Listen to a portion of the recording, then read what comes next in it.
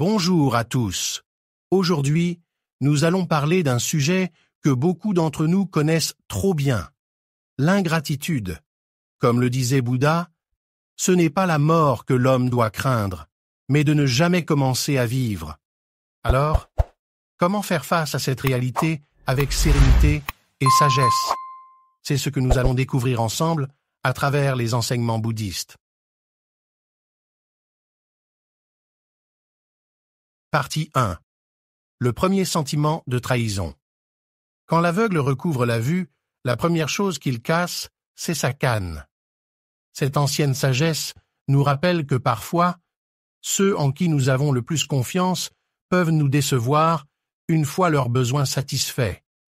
Avez-vous déjà ressenti cette douleur quand quelqu'un que vous avez aidé vous a répondu par de l'indifférence ou même de la colère? Si oui, vous n'êtes pas seul. L'ingratitude est une expérience universelle qui peut nous laisser blessés, confus et parfois découragés. Bouddha nous enseigne que la souffrance fait partie de la vie, mais c'est en comprenant les causes de notre souffrance que nous pouvons trouver la paix intérieure. Partie 2. Reconnaître les signes. Et si nous pouvions identifier cette attitude avant de nous brûler?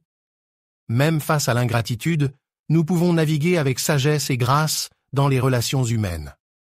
Nous allons explorer 5 comportements courants qui révèlent l'ingratitude. Inspirons-nous des enseignements de Bouddha pour comprendre la psychologie derrière ces comportements. En comprenant les causes profondes de l'ingratitude, nous pouvons non seulement nous protéger de la douleur qu'elle inflige, mais aussi développer une approche plus résiliente et compatissante dans nos relations. Si vous êtes prêts à en savoir plus, restez avec moi. Partie 3. Les amis des beaux jours. Imaginez une belle journée ensoleillée à la plage. Votre ami des beaux jours est là, riant, partageant des histoires et profitant de la chaleur. Mais imaginez maintenant une tempête qui approche. Vous traversez une période difficile, peut-être une maladie, une peine de cœur ou une perte. Soudainement, cet ami des beaux jours disparaît. Leurs appels cessent, leur présence s'évanouit. C'est comme s'ils avaient pris un bateau pour s'éloigner de la tempête. Vous vous demandez s'ils étaient vraiment là. Bouddha nous enseigne que les véritables amis sont ceux qui restent avec nous dans les moments de joie et de tristesse. Ils sont comme des phares dans la tempête, nous guidant avec leur lumière. Nous devons cultiver des amitiés basées sur la compassion, le respect mutuel et le soutien inébranlable, même dans les moments difficiles. Un véritable ami bouddhiste ne fuit pas quand les vagues montent, mais ancre le navire. Qu'il y ait tempête ou calme, il dit « Je suis là ». Partie 4. La mémoire. Sélective et l'ingratitude. Dans les interactions humaines, les actes de gentillesse sont comme des fils d'or tissés, mais peuvent être rapidement défaits par les vents de l'oubli. Une main tendue en période de besoin peut ensuite être accueillie par une indifférence qui donne l'impression que cette bonté passée n'a jamais existé. Cette perte sélective de mémoire, cette focalisation sur ce qui manque plutôt que sur ce qui a été donné, est un signe courant de l'ingratitude. Bouddha nous enseigne que la gratitude est une pratique quotidienne qui doit être cultivée. Elle nous aide à reconnaître et à apprécier la valeur des actes de gentillesse. En pratiquant la gratitude, nous pouvons nous libérer des attentes non réalisées et nous concentrer sur la valeur intrinsèque de nos actions. Partie 5. Le piège du droit. Entre reconnaissance et attente, il y a un équilibre délicat. Un acte de gentillesse offert librement peut être magnifique. Mais parfois, cette première étincelle de gratitude se transforme en quelque chose de moins agréable, un sentiment de droit.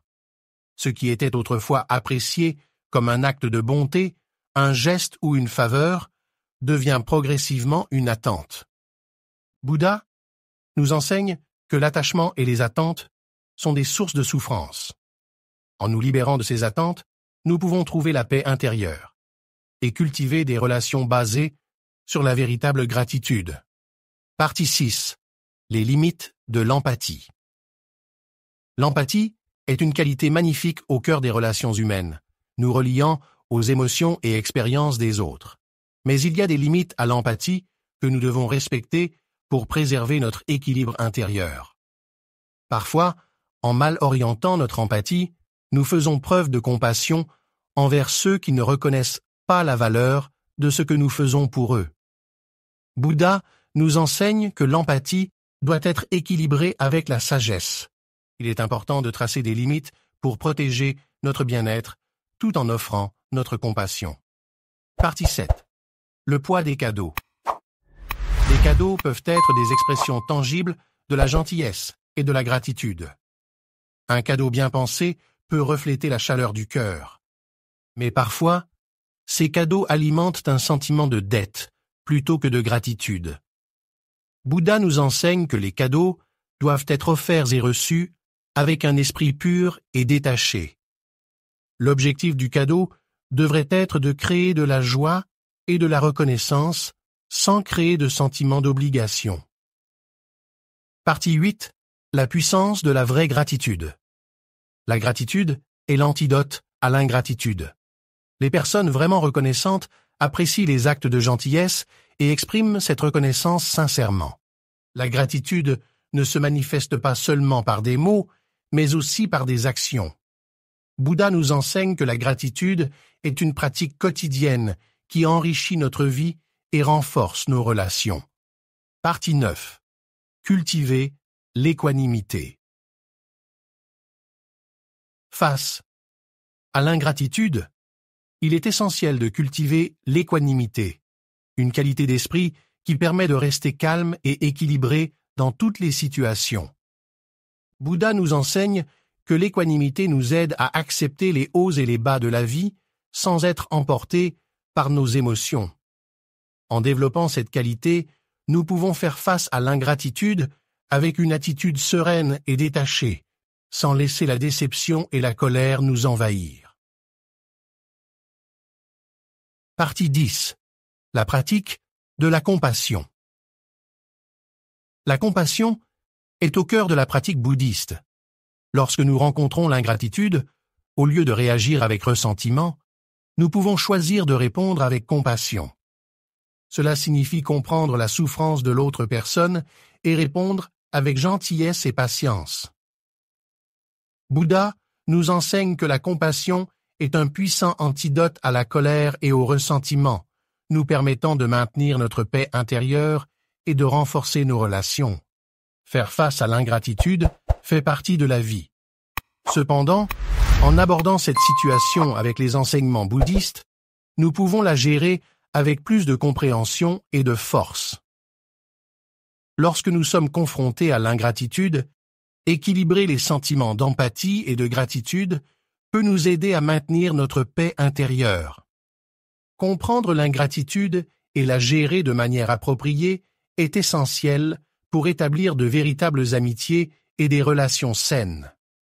N'oubliez pas que la gratitude est l'antidote à l'ingratitude et en intégrant ce sentiment dans nos vies, nous pouvons mener une vie plus saine et plus heureuse. C'est tout pour aujourd'hui. N'hésitez pas à partager vos réflexions et expériences sur ce sujet dans les commentaires. À la prochaine vidéo, prenez soin de vous et à bientôt.